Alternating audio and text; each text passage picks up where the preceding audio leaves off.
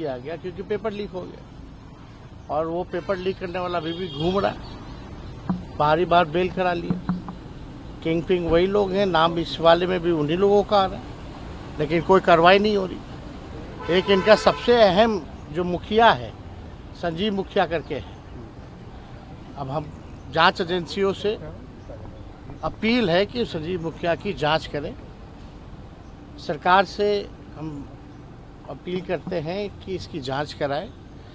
जो संजीव मुखिया, नीतीश मिश्रा, ये नीतीश कुमार और जो एक और जो पकड़े गए हैं अमित आनंद, इन लोगों का हेड वही बताया जाता है जो हम लोगों ने पता किया। अब जांच कराया जाए, नहीं तो हमारे पास सारा तस्वीर वगैरह कौन कौन नेताओं के साथ क्या क्या है उस संजीव मुखिया का, वो हमको बताना पड़ेगा, दिखाना पड़ेगा, सार्वजनिक करना पड़ेगा।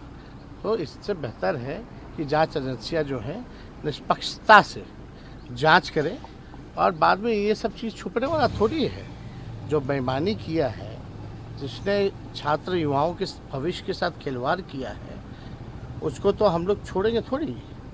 हम लोग एकदम पर्दाफाश किया जाएगा। भले ही सरकार में जो लोग बैठे हैं उनकी मंशा है कि इधर उधर कर दिया जाए, मामले को ध्यान भटका दिया जाए, लेकिन जो पेपर लीक करने वाला वो बचेगा नहीं। दूसरी तरफ आप लोग भारत सरकार का पूछ रहे हैं कि फलना बिल ला रहे हैं पेपर लीक रोकने के लिए, है ना। हाँ, वो लीक ना हो उसके लिए लॉ ला रहे हैं। पहले तो मान ही नहीं रहे थे कि लीक हुआ। इनके लिए कौन सा लॉ लाया जाए, ये बताना पड़ेगा ना। आदरणीय धर्मेंद्र प्रधान जी वरिष्ठ नेता हैं, भाजपा के बड़े अनुभवी मंत्री हैं, वो तो मानते ही नहीं थे कि भाई पेपर लीक हुआ। जो नहीं मानने वाला उसके लिए भी लॉ ले आया जाए।